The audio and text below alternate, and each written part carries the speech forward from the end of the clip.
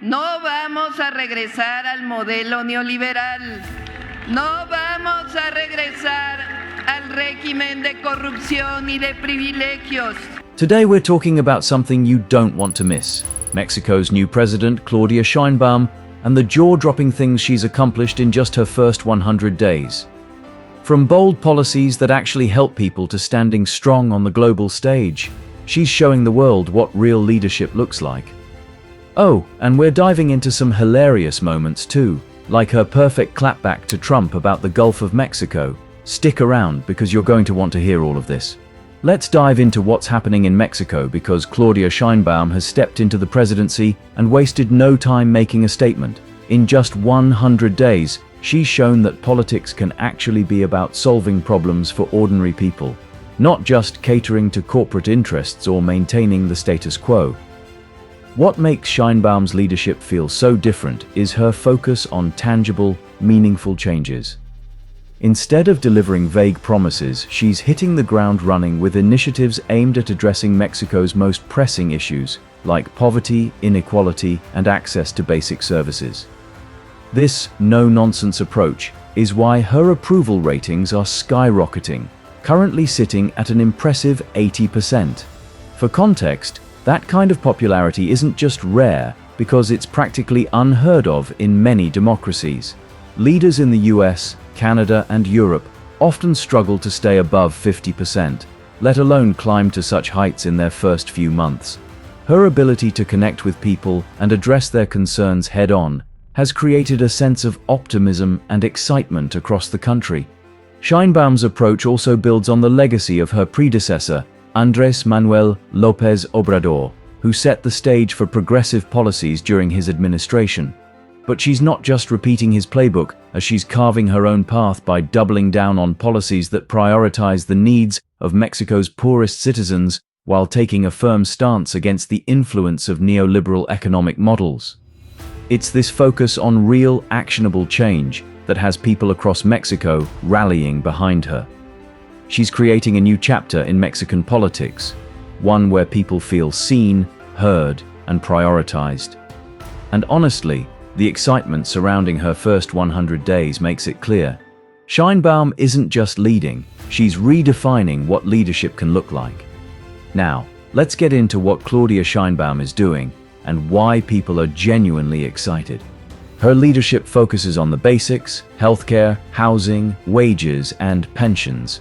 These aren't just ideas, they're essential parts of life that directly impact how people live, and she's prioritizing them in a big way.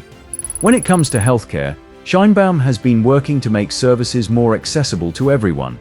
She's directing resources to expand clinics and hospitals in areas that have long been underserved. This means that more people can see a doctor when they need to, without worrying about whether they can afford it. It's not just about having more facilities. It's about making sure those facilities are properly equipped and staffed so they can actually serve the communities that need them. Housing is another big focus. Sheinbaum's administration is rolling out policies to make homes more affordable. This isn't just about building more houses, it's about creating opportunities for families to own or rent homes that fit their needs without taking on crushing debt. Affordable housing has been a challenge in many parts of Mexico, and addressing it head-on is already making a difference for families who have been struggling to find a stable place to live. She's also tackling wages. Sheinbaum is pushing for increases to help people handle the rising cost of living. The idea is simple. If people are working hard, they should earn enough to live decently. By raising wages above inflation levels, her administration is working to ensure that workers have enough to cover essentials like food, housing, and transportation. Her universal pension plan is another standout policy. This program is designed to provide financial security to older citizens who might otherwise struggle to make ends meet. It's about recognizing the contributions they've made and ensuring they have dignity and stability in their later years. For younger generations, Sheinbaum is focusing on opportunities. She's supporting programs that help young people learn valuable skills and connect them with jobs. These apprenticeship programs are about more than just employment. They're about building a future where young people can see a clear path forward. Transportation is also a key part of her agenda.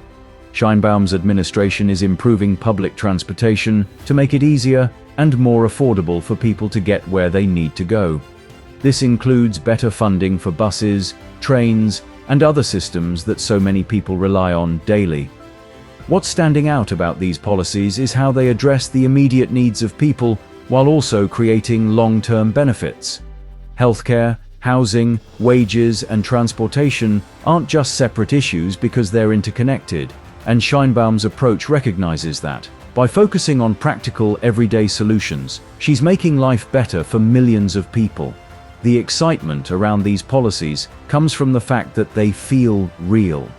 They're not just promises or announcements, they're actions that people can already see taking shape. It's clear that Sheinbaum is serious about making meaningful changes, and the momentum is only growing as more people experience the impact of her leadership. Obviamente, el Golfo de México es reconocido el nombre por Naciones Unidas, un organismo de Naciones Unidas, pero el siguiente, ¿por qué no le llamamos América Mexicana? Se oye bonito, ¿no? ¿Verdad que sí? Desde 1607, la Constitución de Apatzingán era de América Mexicana. Entonces, vamos a llamarle América Mexicana. This moment was gold. Trump suggested renaming the Gulf of Mexico as the Gulf of America. Sheinbaum didn't hesitate to respond. Her comeback? Why not call America Mexican America instead? That statement wasn't just a clever retort. It brought attention to the deep historical and cultural connections between Mexico and the region. It struck a chord with many people who appreciated the directness and humor in her response. Sheinbaum's engagement with these kinds of statements isn't just about words. It's about standing up for Mexico's identity and role in the broader geopolitical conversation. Her response wasn't dismissive, but it also didn't allow the idea to go unchallenged. She reinforced the importance of understanding and respecting Mexico's contributions and history. The tariff proposal was another significant moment. Trump suggested a 25% tax on Mexican imports, framing it as a measure to protect American interests. Sheinbaum addressed this immediately, warning that such a policy would lead to inflation and widespread job losses in both Mexico and the U.S. Her argument wasn't based on speculation. It pointed to the reality of interconnected economies. Trade between Mexico and the U.S. is a massive operation, involving billions of dollars in goods crossing the border each year. A tariff of that magnitude would disrupt industries that rely on seamless trade, affecting everything from agriculture to manufacturing. Costs for businesses would rise, and those increases would inevitably be passed on to consumers. Workers in both countries would feel the effects through potential layoffs and reduced opportunities. Sheinbaum's message made it clear that policies like this don't just stay on paper as they ripple through the economy in ways that hit everyday people the hardest. Her handling of these moments demonstrated her readiness to address issues with clarity and assertiveness. Instead of allowing these proposals to dominate the narrative, she framed them in a way that highlighted their broader consequences. This wasn't just about rejecting ideas, it was about putting forward a thoughtful response that people could understand and connect with. These interactions resonated beyond Mexico. They showed a leader who is confident in defending her country's interests without hesitation. For many, it was a moment of pride to see Mexico represented so strongly on the global stage. Sheinbaum's approach wasn't aggressive, but it was firm, leaving no doubt about where she stands and who she's fighting for. Let's talk about how Claudia Sheinbaum is addressing one of the biggest issues Mexico has faced for decades: neoliberalism. She's been upfront about it from the start. For her, this isn't just about quick fixes. She's going after the policies and systems that she believes have created inequality and put corporations above people. Her message is simple. It's time to give power back to the people. She's not focusing on making businesses richer or giving more advantages to the already wealthy. Instead, her policies aim to ensure that everyone, especially those who've been left out for far too long, gets access to opportunities and basic rights. Her motto, "For the good of all, first the poor," is more than just words. It's a guiding principle for her administration. Sheinbaum's focus includes strengthening social programs that help people meet their basic needs. She's working on measures like expanding healthcare, improving education, and creating more affordable housing. These efforts are designed to reduce the gap between the rich and the poor and provide support for families who've been struggling to make ends meet. Another key area of her agenda is addressing corruption and privilege. Sheinbaum has made it clear that she wants a government that works for everyone, not just a select few. By cutting down on practices that favor powerful corporations and elites, she's aiming to create a fairer system where resources and opportunities are shared more equitably. Her stance on economic policies reflects this vision as well. She's moving away from models that prioritize privatization and deregulation, and instead focusing on public investment and support for social initiatives. This shift is meant to ensure that wealth doesn't just stay at the top, but benefits people across all levels of society. What stands out about Sheinbaum's approach is how rooted it is in the daily realities of Mexican citizens. Her policies and priorities reflect the challenges that many families face, from struggling to pay for basic healthcare to worrying about job security. By addressing these issues, she's setting a tone of inclusion and fairness that resonates with people from all walks of life. As expected, there's been a lot of noise, especially from right-leaning outlets. They've been throwing around the idea that she's too radical, but their reasoning is, it's hard to take it seriously. The criticisms have focused on her support for healthcare, education, fair wages, and housing. These are basic needs, things people depend on for a decent quality of life. Yet somehow, these are being framed as extreme ideas. The arguments against her often feel like a stretch, as if the goal is to criticize her no matter what. One piece, for example, tried to label her as a typical left-wing politician, pointing out her push for social programs and reducing inequality. The same piece criticized her for advocating constitutional reforms that include a minimum wage above inflation rates and electing judges through popular votes. To most people, these sound like sensible ideas, yet the media has tried to spin them as controversial. There's also been commentary on her past statements about neoliberalism. Her opposition to policies that favor corporations over people has been portrayed as a bad thing. Sheinbaum's emphasis on improving public services and redistributing resources has drawn criticism, but the attacks rarely go beyond vague accusations of her being too ideological. Even her support for progressive social issues has been dragged into the spotlight. Policies like legalizing abortion, universal pensions, and youth apprenticeship programs have been portrayed as risky, even though they address real needs.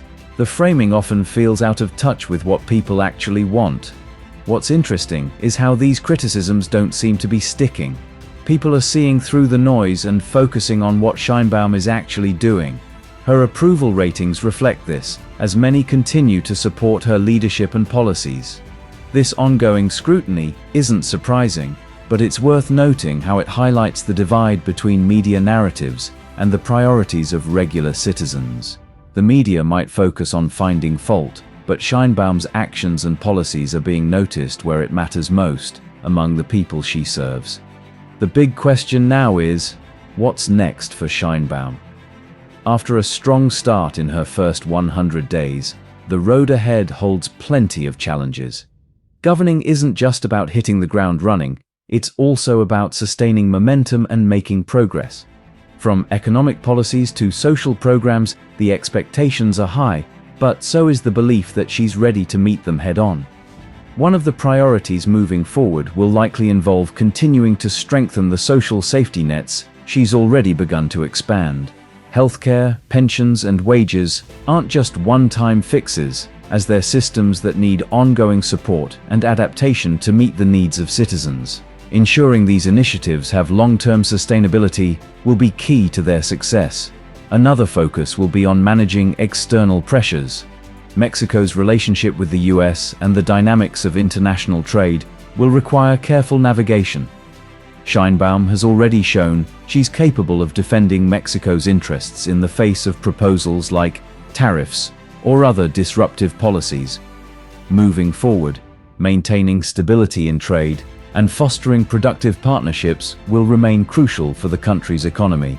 Internally, she'll also face the challenge of implementing deeper reforms, tackling corruption, democratizing key institutions, and addressing structural inequalities won't happen overnight, but they remain important goals for her administration. Building trust in these efforts will require transparency and continued engagement with the public. Her ability to communicate with citizens will play a significant role in what comes next. People are clearly paying attention, and her leadership so far has inspired a sense of hope. Keeping that connection strong through honest dialogue and visible actions will be critical as she pushes forward with her agenda. The road ahead is full of opportunities to create lasting change. Sheinbaum's early days have set a tone of action and accountability, and it's clear that she's determined to keep working for the people. While the future is always uncertain, one thing is clear. Sheinbaum has positioned herself as a leader who's ready to tackle it, whatever it brings. What do you think about her leadership so far? Drop your thoughts in the comments. We'd love to hear them.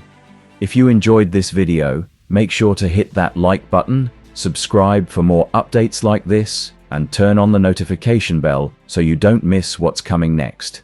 Thanks for watching, and I'll catch you in the next one.